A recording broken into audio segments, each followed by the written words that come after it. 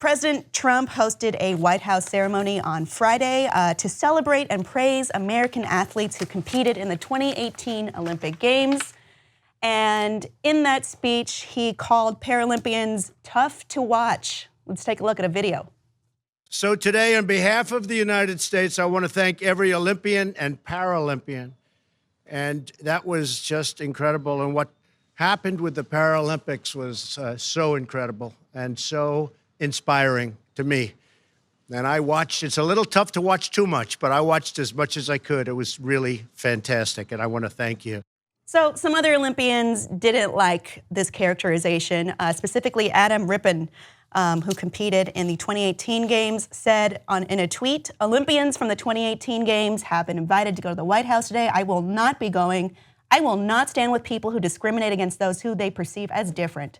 In lieu of going to DC, I have donated to a few of my favorite causes. Those included Red Cross, GLAAD, and it listed several other Olympians in that tweet below, subtweet, that would also not be attending, including Chloe Kim. The Paralympic Games also chimed in on this, saying record numbers around the world are not finding Paralympics tough to watch. Billions of viewers now take the Paralympics in hundreds of countries around the world. We hope the U.S. president continues to watch and be inspired by the Paralympics." So tough to watch. You could characterize this as him saying he doesn't have enough time to watch this. I would say cut down on Fox and Friends. You will find plenty of time to watch the Paralympics. But I think there's a lot of evidence to show that he does mean probably the meaning that Rippon and the Paralympic Games got. He has, let's say, a history of making fun of people with different abilities than himself, including a reporter that he mocked. I think we have that on video. So what happens is the Washington Post writes an article. And one of the paragraphs, it says, and by the way, this was right after September 11th. This was September 18th.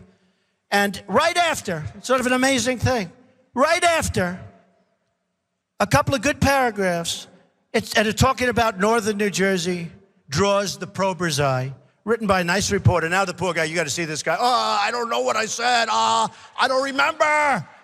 He's going like, I don't remember. Oh, maybe that's what I said. This is 14 years ago. They didn't do a retraction. 14 years ago, they did no retraction. Trump has also been noted in reportedly making fun of John McCain, who is a war veteran who was captured and suffers disabilities to this day.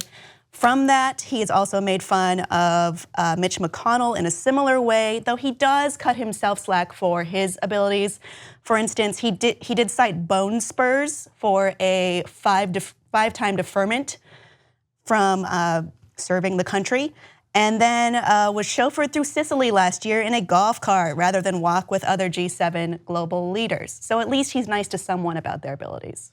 I love stories like this. I mean, it's obviously terrible. Like, why say it, right? It's just so obvious. But the reason why I love stories like this is because I love watching people who have called themselves intellectuals for the past however many years retroactively try to assign any sort of cogent thought or intelligence to what Trump is saying at any given moment because he is an absolute idiotic, narcissistic man baby, and he'll say whatever. In this instance, he was literally looking for praise. Like, he was like, guys, I watched the Paralympics. Like, being a president's very tough. It was tough to watch, but I watched parts of it. Won't you congratulate me? Like, how stupid can you be? But then you have, a ton of people that graduated from freaking Harvard trying to be like, no, he was actually saying that it was tough to watch because, our president is so hardworking. They're just like sweating the entire time trying to be like, come on, just shut up, Trump. Don't say anything else. I mean, it's such a confirmation bias,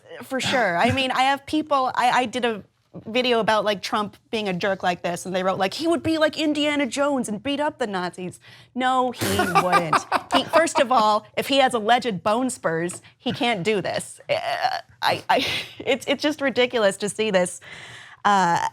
being argued with absolutely no evidence, and to have these ideas kind of just reflected on this person. Remember, he was also criticizing the Broward County Police, where he said, sorry to cut you off, but he was like, I would have ran inside. I would have absolutely ran inside. He's such a coward, but he thinks he'll be able to do this stuff. And to me, that speaks to the heart of all of the MAGA chuds, because they too feel like they would be John Rambo when the situation arose. They too feel inappropriately that they excel physically. They also believe in white supremacy, so they look at a guy like LeBron and think like, I'm better than him because my skin is the fairer color.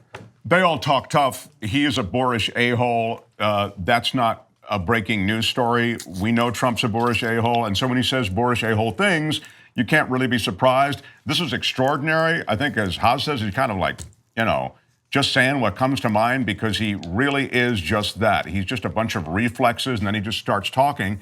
And then, of course, there's hypocrisy and sort of this insane hypocrisy when it comes to his own physicality or lack thereof, when it comes to actually examining what he says. But yeah, don't try to make sense of it. He is just a boorish a-hole, and so he says that stuff that falls into that category. 2 easy ways to follow the Young Turks. One is hit the subscribe button down below, then you're a TYT subscriber. And second is ring the bell. And when you do that on YouTube, you're notified of our videos.